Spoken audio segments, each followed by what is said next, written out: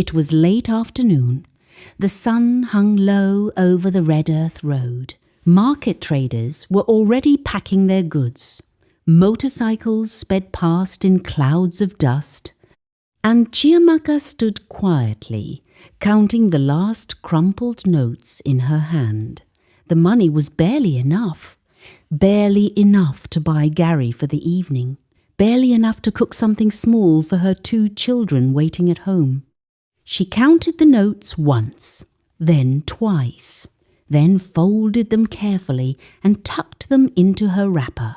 That was when she noticed him, a stranger, sitting alone beneath a dying tree beside the road. His clothes were covered in dust. His face looked exhausted. His lips were dry. And yet there was something unusual about him, something she could not explain. People passed him constantly. Nobody stopped. Nobody spoke to him. Nobody even looked at him twice. A group of young men walking home from the market laughed as they passed. One kicked dust toward the stranger's feet. Another shook his head. Look at him. Probably another lazy man looking for free food. The others laughed. The stranger said nothing. He simply lowered his eyes. Chiamaka watched, then turned away. It was not her business. She had her own problems. Real problems. 3 months earlier, her husband had died suddenly after a brief illness. Since then, she had been carrying the weight of the family alone. Every morning before sunrise, she walked to neighbouring villages to buy vegetables. Every afternoon, she sold them in the market. Every evening, she returned home, exhausted. And still there was never enough money. Never enough food. Never enough time. Never enough hope. She should have walked away. Any sensible person would have. But as she started down the road, something made her stop. She glanced back. The stranger had not moved. The food sellers were closing. The sky was darkening. And for one brief moment, she imagined what it would feel like to sit there hungry while the whole world walked past. Slowly she turned around. She walked back to the food stall.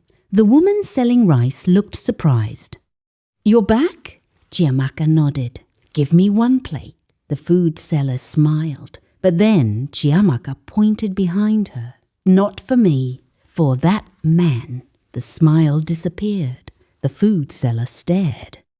"You want to buy food for him?" "Yes." "Do you even know him?" "No." The woman laughed loudly. Several people nearby turned to look. "You can barely feed yourself. Now you want to feed strangers?" The people around them laughed. One man shook his head. "That woman never learns." Another added, "This is why poor people remain poor." The laughter grew louder, but Chiamaka ignored them. She paid for the food, took the plate, walked across the road, and placed it in front of the stranger. For several seconds he simply stared, almost as if nobody had ever done such a thing before. Then he looked up, their eyes met, and what happened next stayed in Chiamaka's memory for the rest of her life. The stranger smiled, not a desperate smile, not the smile of a beggar. It was calm, strange, almost dignified, as though he were thanking her for something far greater than a plate of food. "Thank you," he said softly. His voice surprised her. It did not sound like the voice of a homeless man. It sounded educated, confident, refined. But before she could think about it, he spoke again. "You have a kind heart." Chiamaka laughed awkwardly. "A kind heart doesn't pay school fees." The stranger smiled. "No, it doesn't." Then he said something that made her pause. Something so unusual that she would remember every word months later. The world often laughs at people who do the right thing, but it rarely laughs forever. Chiamaka frowned.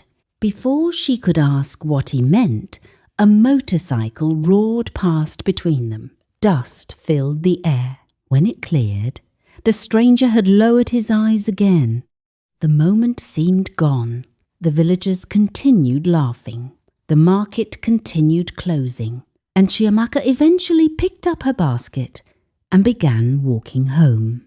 She had no idea that hundreds of miles away, powerful men were searching desperately for the stranger she had just helped. She had no idea that entire communities would soon learn his name. She had no idea that one simple act of kindness was already setting in motion events that would shake Umwazara village.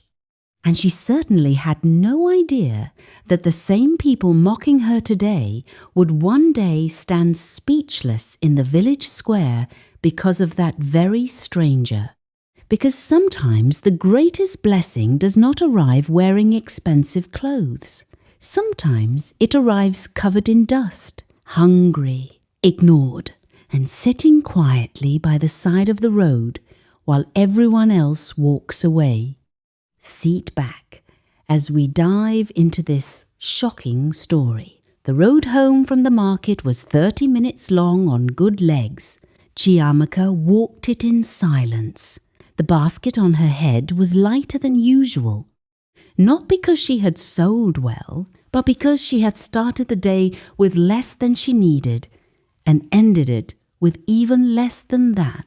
The familiar smell of wood smoke drifted toward her as she reached the edge of the compound.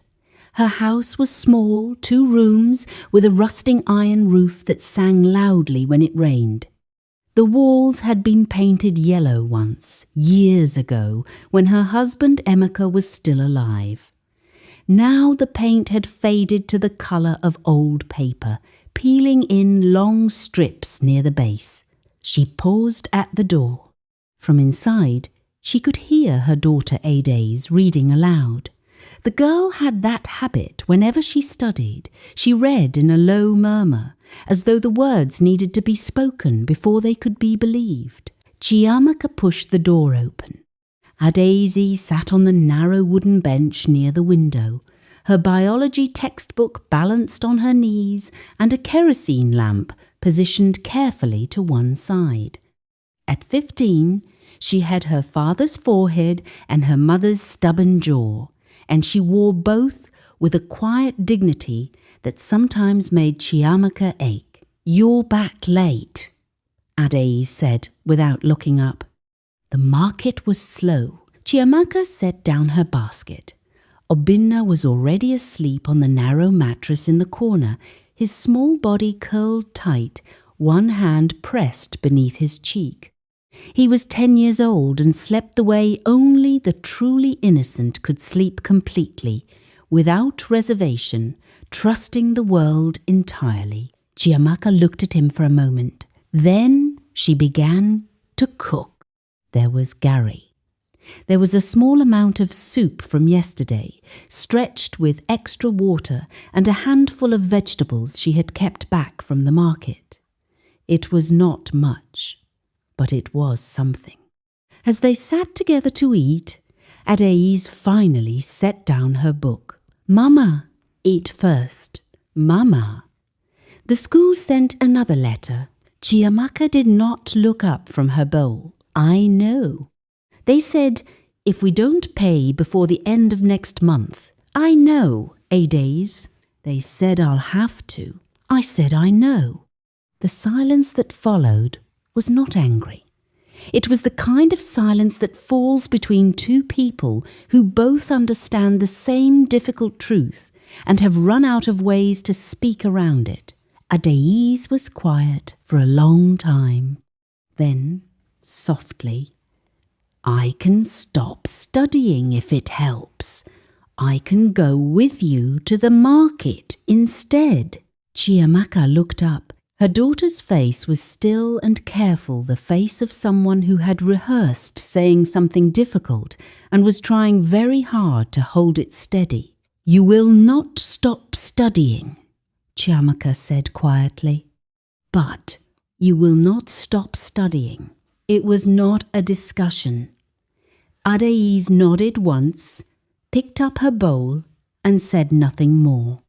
That night, after her children were asleep, Chiamaka sat outside on the low wooden step in front of the house. The compound was quiet. Somewhere in the distance a dog barked, then fell silent. The stars were out in their thousands, indifferent and brilliant. She turned the day's money over in her hands. There was barely enough left after food to do anything useful. The school fees were a weight she had been carrying since Amaka died, shifting them from one side to the other, but never setting them down. She owed 3 months at Adaise's school. 2 more months, and the arrears would close the door permanently. She thought briefly about the stranger.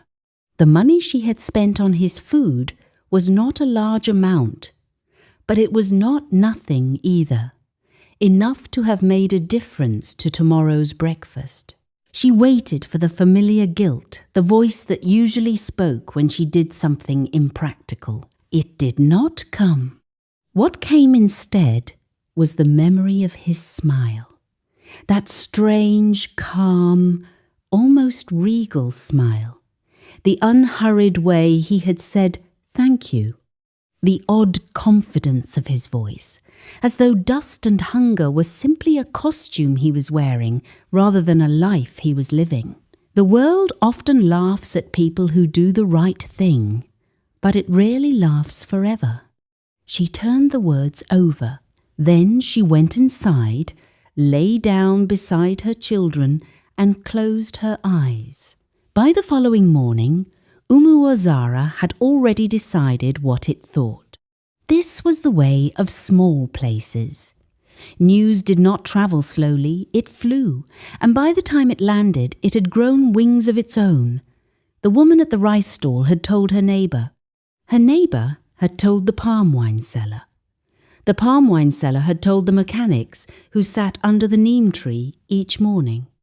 And by the time Chiamaka arrived at the market to set up her vegetable stall, the story had already made several complete circuits of the village and returned to her with fresh embellishments. "I heard you spent your whole day's profit on a vagrant." This came from Mama Ugochi. She appeared at Chiamaka's stall shortly before 9, as she did most mornings when she had something to say. Mama Ugochi was a substantial woman in body, in property, and in opinion. Her husband had died many years ago and left her with 3 shops, a block of 4 rooms she rented to tenants, and a deep, permanent satisfaction in the distance between her life and the lives of others.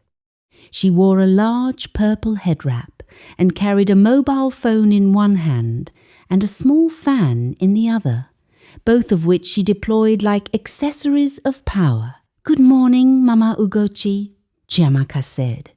"Good morning is not what you need." Mama Ugochi positioned herself comfortably in front of the stall. "What you need is sense, ordinary sense, the kind God gave for free." Several nearby traders had slowed their work to listen without appearing to listen. "I only bought the man some food," Chiamaka said calmly. "With money you did not have. God will provide." Mama Ugochi laughed a full theatrical laugh that she had clearly enjoyed preparing. "God will provide. You hear that?" She addressed the invisible audience around them. "She feeds every stranger she finds on the road, and she is waiting for God to refund her." She shook her head slowly, savouring it. "My dear, God helps those who help themselves, not those who help every useless man who sits under a tree. He was hungry. Everyone is hungry. Should you feed all of them?" Chiamaka arranged her vegetables in silence. Mama Ugochi was not finished. 3 months of school fees still owing. Your son needs new sandals. Your roof leaks from November to April. And you are buying food for strangers. She clicked her tongue. This is why some people never rise. The heart is too big and the head is too small. She left, fan still moving, phone clutched tightly, trailing the satisfied energy of someone who had just performed a useful public service. The traders around Chiamaka made no direct comment, but she caught the looks, the small nods of agreement, the quiet smiles exchanged between women who had heard everything and quietly agreed that yes, Chiamaka Eze had always been like this, and yes, it was unlikely to end well for her. She sold tomatoes and garden eggs and bitter leaf. She smiled at her customers and gave correct change and answered questions about ripeness and freshness and whether the garden eggs were sweet or bitter this week. She did all the ordinary things that market selling required. And when no one was looking, she sat very straight on her low stool and held her chin up at a particular angle that her mother had once described as the Eze family's only inheritance, the refusal to be diminished. A younger woman from the next row, who sold dried fish and had always been quietly friendly, stopped by at midday and crouched beside her. "Don't mind them," she said softly. Chiamaka looked at her. "Who?" The younger woman gestured vaguely at the direction from which Mama Ugochi's voice had earlier carried. Chiamaka smiled, the small, private smile of someone who has heard the same advice so many times it has become its own kind of comfort, even when it cannot change anything. "I don't," she said. The younger woman nodded, patted her hand once, and returned to her fish. She counted her money at the end of the day. She walked home. She said nothing to anyone. What nobody knew, not even Chiamaka, was that Adéis had already stopped telling her mother everything. This was not deception, not exactly. It was more like protection.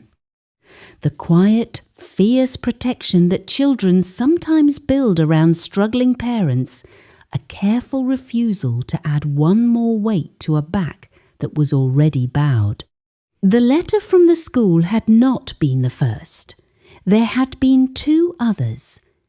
Adéis had read them, understood them, folded them, and tucked them somewhere her mother would not easily find them. The final letter, the one she had finally shown her mother, was the one she could no longer hide without consequences. But there was something else she had not mentioned. Her science teacher, Mr. Okoro, had quietly told her 2 weeks earlier about a scholarship examination being held in a town 2 hours away.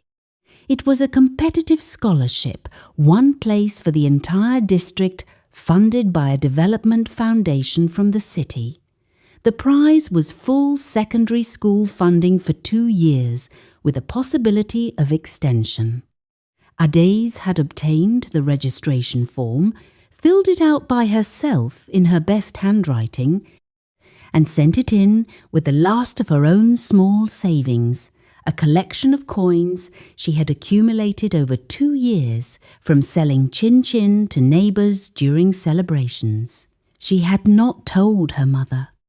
She did not want her mother to hope, because hope, she had learned at 15, was a complicated thing. It was beautiful when it arrived, but when it left, it took something with it that was difficult to replace. So she studied every night until her eyes burned, read her biology and her chemistry and her mathematics by the light of a stuttering kerosene lamp, and she kept the scholarship in a private place inside herself where the village's laughter could not reach it. 3 days after Chiamaka had bought food for the stranger, Adéis came home from school and told her mother, quietly, that she had been shortlisted for the examination. Chiamaka set down the onions she was peeling. Shortlisted? Out of many entries from the whole district. Adese's voice was careful, controlled. Mr. Okoro said I performed well on the preliminary test. Chiamaka looked at her daughter for a long time. Why didn't you tell me you applied? I didn't want you to worry. Worry. Chiamaka repeated the word softly, as though testing it. Then she stood up, crossed the small room, and pulled her daughter close. Adese stiffened briefly, the reflex of someone who had been independently carrying things for a long time, then slowly allowed herself to be held. When is the examination? Chiamaka asked. In 3 weeks. Then we will prepare. The trouble with the market stall arrived on a Tuesday. His name was Chukwudi, and he operated a provision shop 2 rows from Chiamaka's vegetable stall. He was a small man with a large grievance, specifically the grievance that Chiamaka's prices were slightly lower than his on certain items they both sold, and that some of his regular customers had recently begun stopping at her stall first. This was not significant. It happened in every market. Prices shifted, loyalties shifted, the sun moved and the shadows fell differently, and people did their business wherever felt natural.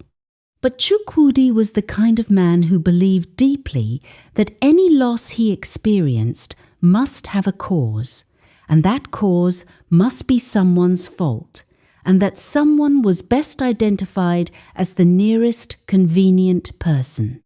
He went to the market association.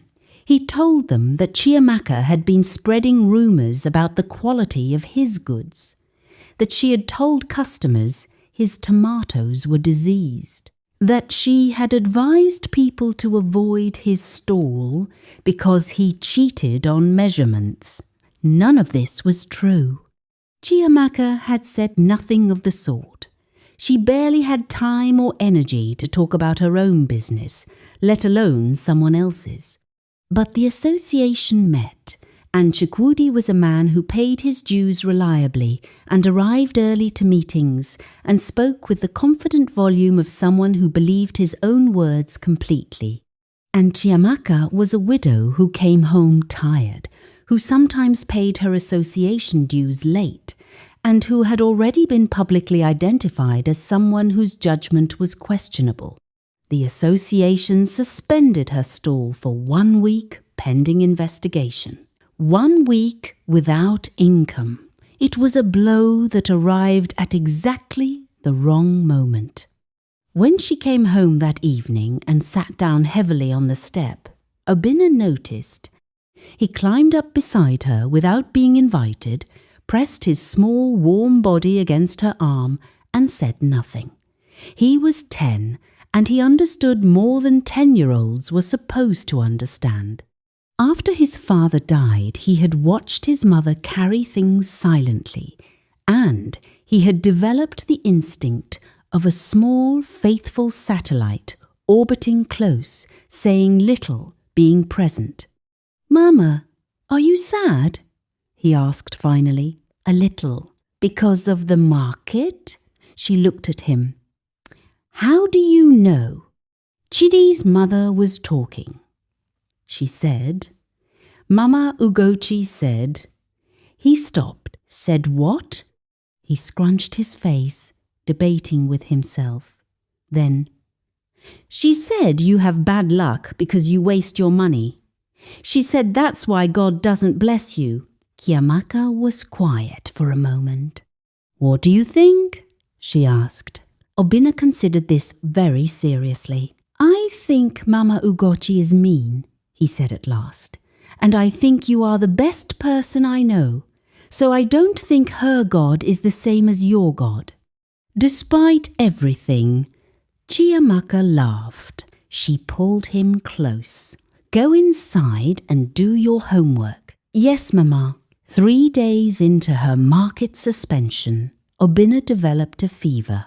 It came on quickly, the way fevers did in children, one afternoon bright and running, the next morning lying still and burning, his eyes glassy and his breathing loud.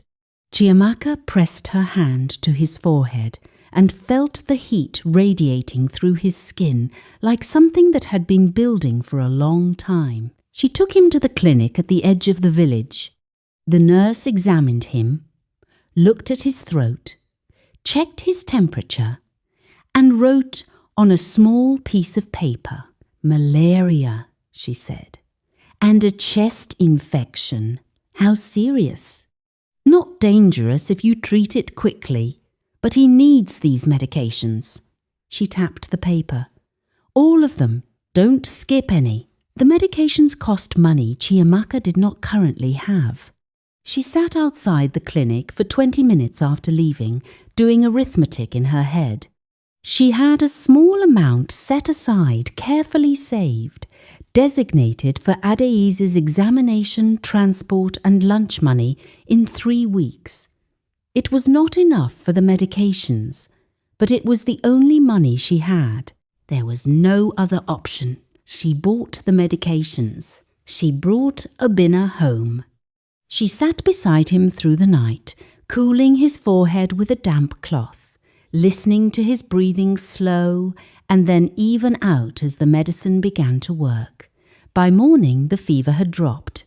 By the second day, he was sitting up and complaining that the soup tasted wrong, which Chiamaka took as an excellent sign. But the money for Adeise's examination was gone. She told Adeise the following morning.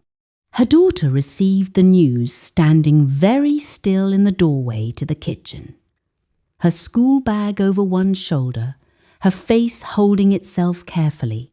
"I'll find another way," Chiamaka said. "I'll borrow if I have to." From who? It was a fair question. Their close relatives were not wealthy. Their neighbours were generous in spirit, but not in spare cash. And borrowing from anyone connected to Mama Ugochi's social circle was an arrangement that would arrive with its own kind of price. "I'll find a way," Chiamaka said again. "You will take that examination." Adeise nodded, put on her shoes, walked to school, and Chiamaka went to look for money she wasn't sure existed. The asking was the hardest part. Chiamaka had been a proud woman, not in the vain sense, not the kind of pride that inflated itself with borrowed feathers, but proud in the deeper, quieter sense of someone who had always, her entire life, stood on her own ground and asked for nothing she did not earn. Her mother had been that way, her grandmother before her. Amaka used to say it was her most difficult quality and her best one at the same time. She went first to her cousin Nkechi, who lived in the next village. Nkechi was sympathetic and warm, and entirely without ready cash, having just paid a large sum toward her own daughter's traditional marriage. She offered rice and dried fish, which Chiamaka accepted with genuine gratitude, and 300 naira, which she also accepted without embarrassment. She went next to Mr. Okoli, who ran the small printing shop on the main road and occasionally bought large quantities of vegetables for his family. He listened to her request, gave her a long look, and leaned back in his chair. "I heard about your problem with Chukudi," he said. "It is being resolved. I heard about the suspension. It's only a week." He nodded slowly, as though weighing things she could not see. Then he opened his drawer and counted out a sum, not everything she needed, but a solid addition. "Pay me back whenever," he said. "I'll pay you back within the month." I said whenever. She thanked him and moved on. By the end of 2 days of quiet, careful asking, she had assembled through small kindnesses from 6 different people just enough for Adeise's transport, examination, registration, confirmation, and food for the day. Not a single coin to spare, but enough. She came home and placed it in front of her daughter without ceremony. Adaise looked at the money, then at her mother. "You went and borrowed," she said softly. "Yes." "From how many people?" "Enough people." Adaise was quiet for a moment. "Mama, what if I don't win?" Chiamaka sat down across from her. "Then we will have done what we could with what we had," she said, "and we will do the same again the next time. That is all any person can do." Her daughter nodded slowly, then picked up her textbook and studied until midnight. The vehicles appeared first in Obiagu, which was the next village along the eastern road. 3 large black SUVs moving slowly, stopping to ask questions at the market, at the fuel station, at the church compound where the catechists sat outside each morning. Nobody knew what they were looking for. The catechist reported that the men who stepped out were well-dressed, respectful, and offered no explanation beyond the question: had anyone in this area recently given assistance to a travelling man? A stranger? Alone? On the road? This was strange enough to spread quickly. By the time the vehicles reached the neighbouring village of Nui Ulo, a rumour had already grown up around them. Some said it was a politician searching for a lost relative. Some said it was a debt collector, a very rich one. Some said it was the government. In Umuozara, Mama Ugochi heard about it from her tenant's husband, who did business along that road. "They're asking about a stranger," she told her circle at evening prayers. "Someone who was helped on the road." She paused, then added with satisfaction, "Probably some poor man who stole from the wrong people and now they're coming to collect." This theory seemed reasonable. It was the kind of theory that satisfied people. Nobody connected it to Chiamaka. Chiamaka herself heard the rumour vaguely, the way you hear things in a village, peripheral and fragmentary, and did not connect it to the stranger either. Her mind was occupied with the examination now 3 days away, with Obina's recovery, with the cautious return to her market stall after the association finally cleared her name. The investigation had found nothing to support Chukwudi's claims. This was reported back to the association with a kind of awkward officialness that satisfied justice without embarrassing anyone, which meant Chukwudi lost no particular standing and Chiamaka regained only what she had already possessed. But her stall was hers again. She set up her vegetables in the early morning light and greeted her regular customers and watched the sun move across the sky and thought about Adaeze sitting in a room somewhere 2 hours away, writing an examination that might change everything. The day moved slowly, very slowly. Chiamaka walked Adaeze to the road junction at 5 in the morning.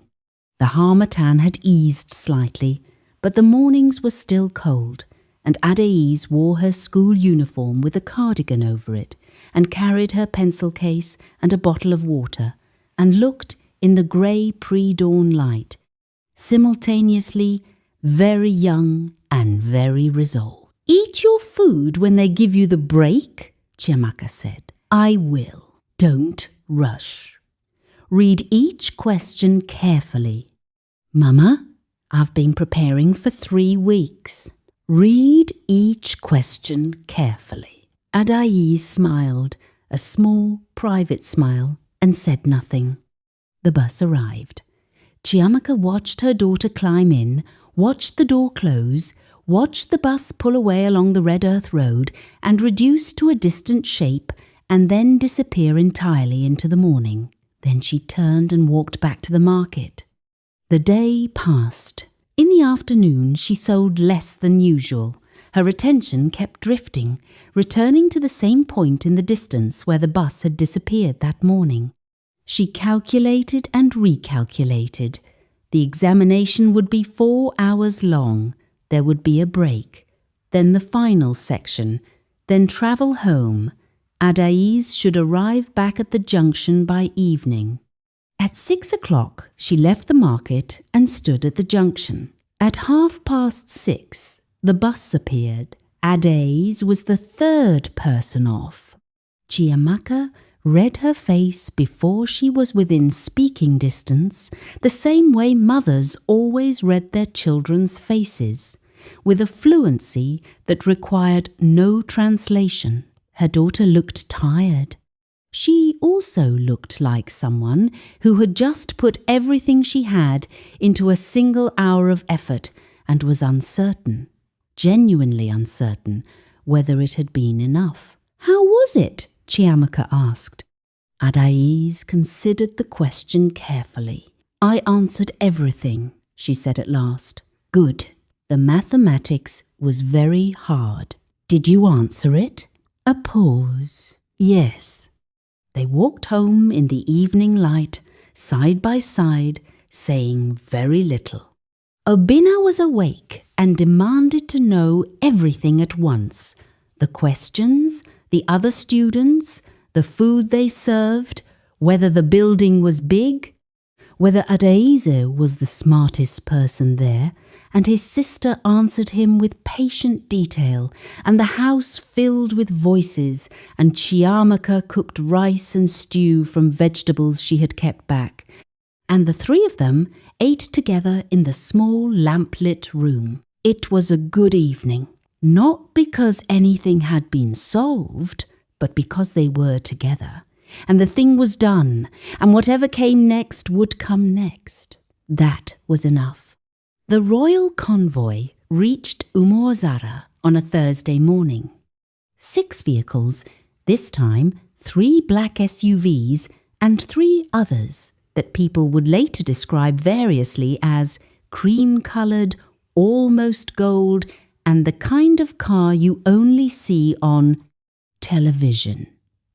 They came along the main road and stopped at the junction near the market, and the men who stepped out were not wearing the casual clothes of debt collectors or government inspectors. They wore the regalia of a royal household. The village noticed immediately. Within 10 minutes, a crowd had assembled at a respectful distance. Market traders left their stalls. Women paused on the road. Children appeared from directions nobody could trace. The lead official, a tall man with a short beard and a staff of office, asked to speak with the village head. The village head was found and came quickly, adjusting his cap, aware of being in the middle of something important, whose shape he had not yet determined. There was a private conversation. Then the village head looked up. He looked around. And he said a name that nobody expected. Chiamaka Eze. The walk from her vegetable stall to the village square was the longest walk of Chiamaka's life. Not in distance, it was barely 3 minutes, but she walked it with the feeling of someone moving through water, aware of every face turning toward her, every whispered question, the particular confusion of people who had spent months knowing exactly who she was and what she was worth, and were suddenly being asked to revise their opinion. Mama Ugochi was there. She had arrived quickly, with the efficient radar of a woman who understood that important things happened in public and that public things required a witness of her standing. She stood near the front of the assembled crowd, arms folded, face composed in an expression that had begun as confident and was slowly becoming uncertain. Chiamaka reached the center of the square.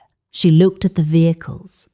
She looked at the men in their formal attire, and then the door of the largest vehicle opened, and she knew him at once. Not from the clothes, though the clothes were remarkable, rich and formal, and bearing the insignia of a royal house she did not recognize. Not from the posture, though he stood very differently from the dusty, exhausted man she had found beneath the dying tree. She knew him from the eyes, and from the smile, that same calm, unhurried, almost regal smile that had stayed with her for months, and which she had turned over many times in quiet moments, wondering what it meant. He walked toward her. The crowd was completely silent. He stopped a few feet away, and for a moment they simply looked at each other, this king and this widow, this powerful man and this woman who had counted crumpled notes on a red earth road and decided that a stranger's hunger mattered more than the laughter of her neighbours. Then he bowed. Not a small, perfunctory bow, a genuine, deliberate bow, the kind that costs something to give. The crowd's silence deepened into something that had no name. "I am Chidera," he said. His voice was the same, educated, refined, carrying its confidence without effort. "King of a Megwu kingdom, and I have been looking for you for a long time." He told the story simply. He had been travelling in disguise, a practice his father had used, and his father's father before him, a royal tradition of moving through the world without the armour of titles to see it as it truly was. He had travelled this way before, many times, and had always returned home with a clearer understanding of the lives that fell outside the palace walls. But this journey had been different. Several months earlier, a faction within his own household had moved against him. The details were a matter of politics and succession, and the particular cruelties of power he did not dwell on them. What mattered was that he had barely escaped, had travelled on foot and in borrowed vehicles across a distance he did not name, had arrived in this region of the country sick and exhausted, for the first time in his adult life, genuinely uncertain whether he would survive. He had sat beneath a tree beside a market road. He had watched people pass. He had heard what they said. He had felt what it was to be invisible. And then a woman had crossed a busy road to bring him food she could not afford. "I have travelled a long way," he said to the assembled village, his voice carrying easily through the silence.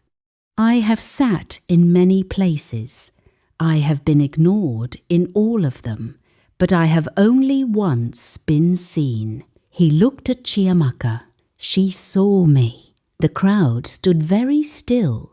Some faces showed the stunned blankness of people confronting information that required their entire framework of understanding to reorganize. Some showed something more uncomfortable, the specific discomfort of people who had laughed. Mama Ugochi's arms had slowly unfolded. She stood with her hands at her sides, her mobile phone forgotten in her wrapper, her face cycling through emotions with unusual honesty. Chiamaka herself was not crying.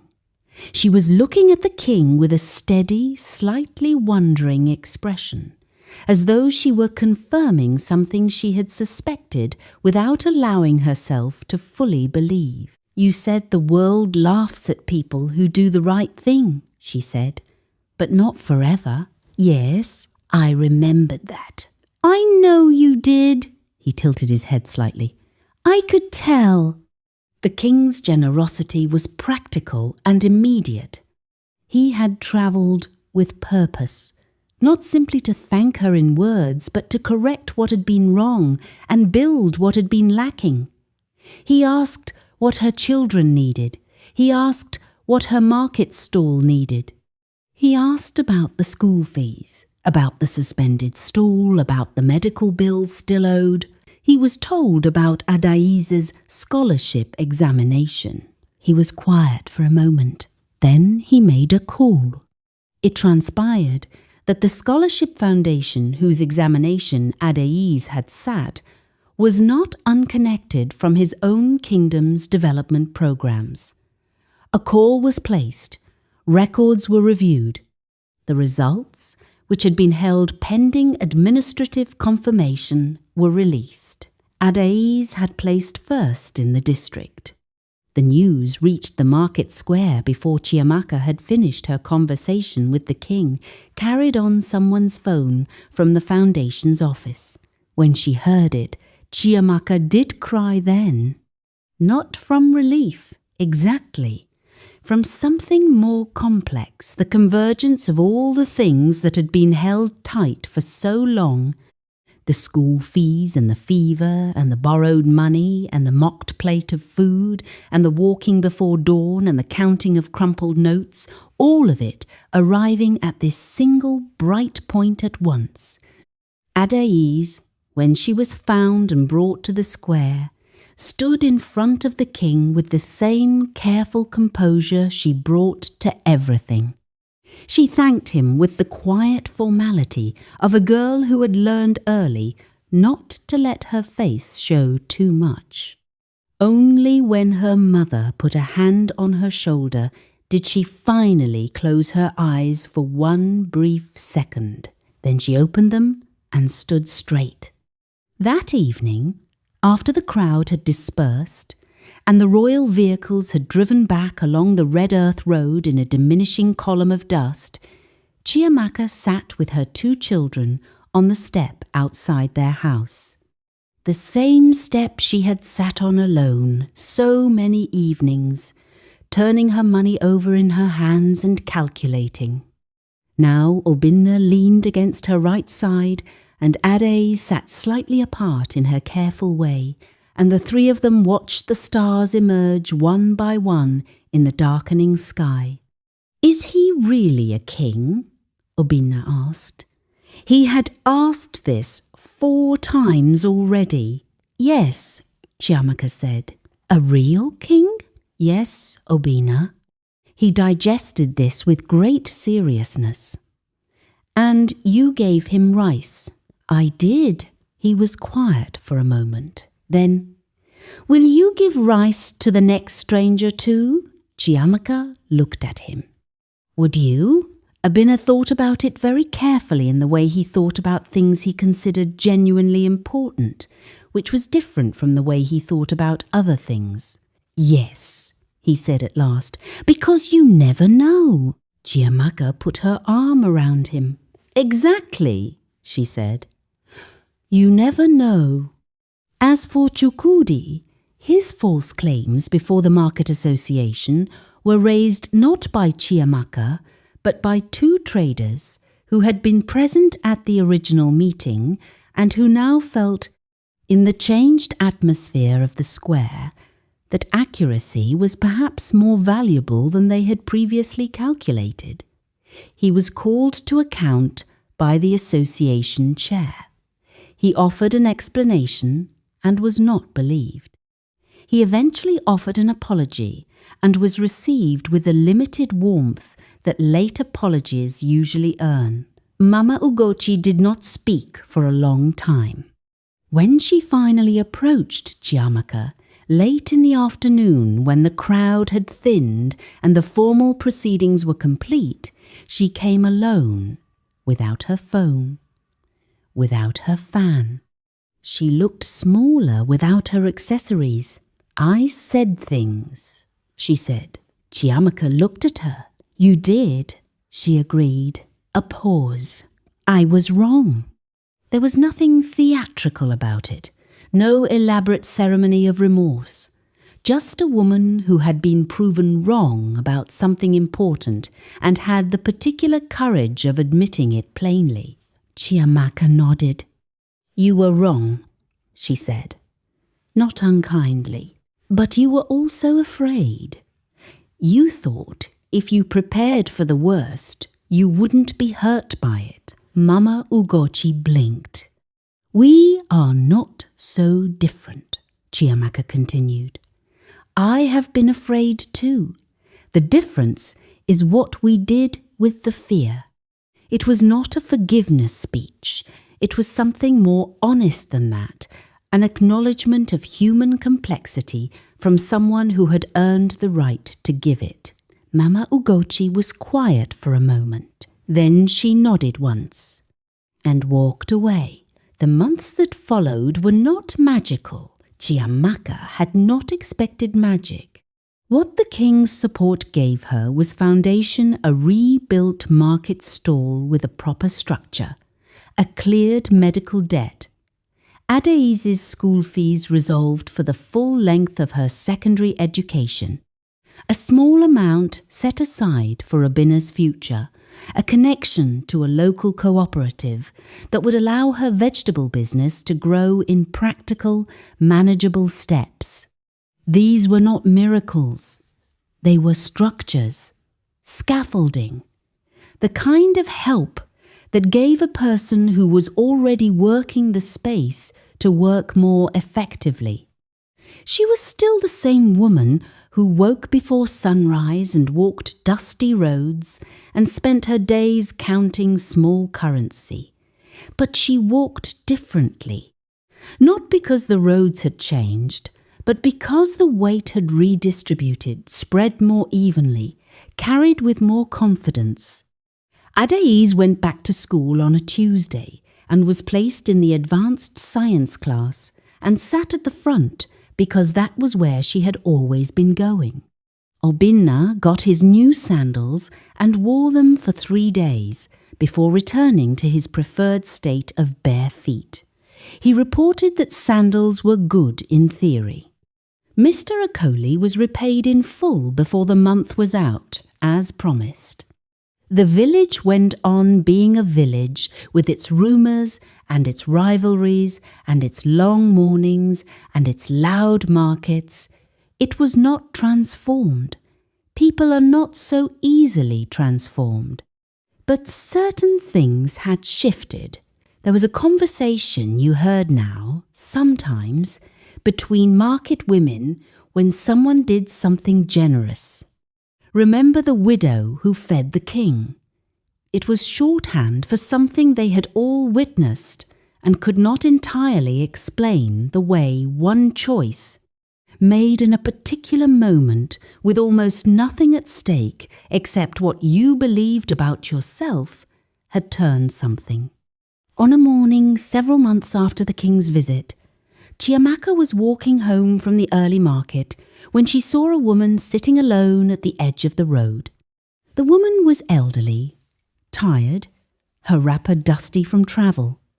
She had a small bundle beside her and the look of someone who had walked a long distance and was not sure how much further she had to go. People passed her. A motorcycle, 2 young men, a woman with a headload who was already behind on her schedule and could not afford to be further behind. Chiamaka slowed.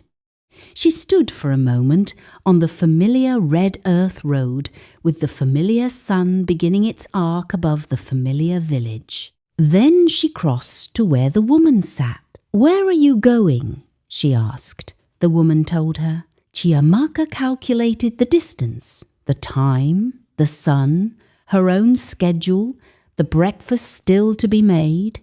Then she set down her basket. "Come," she said, "I'll walk with you to the junction." The old woman looked up at her. There was something in her eyes not extraordinary, not supernatural, just the ordinary gratitude of someone who had expected nothing and received something, and was processing the distance between those two things. "You are kind," the woman said. Chiamaka picked up her basket. "Someone told me once that the world laughs at people who do the right thing," she said. "But not forever." She extended a hand. The old woman took it. And they walked together along the road in the clear morning light, while the village moved around them and the dust settled, and the sun continued its patient, indifferent climb, the same sun that shines on the mocked and the proud and the hidden king and the widow alike, offering to all of them equally the next moment in which to choose who they will be, the greatest test of character is not how you treat those who have power over you. It is how you treat those who have nothing. Because in that moment, with no reward promised and no audience watching, you show the world and yourself exactly who you are. And the world, as it turns out, is always watching. Always. If this story touched your heart, don't forget to subscribe to our channel and turn on the notification, because we bring to you real-life stories that will inspire you. God bless you and see you in the next video. Please don't forget to subscribe. Thank you.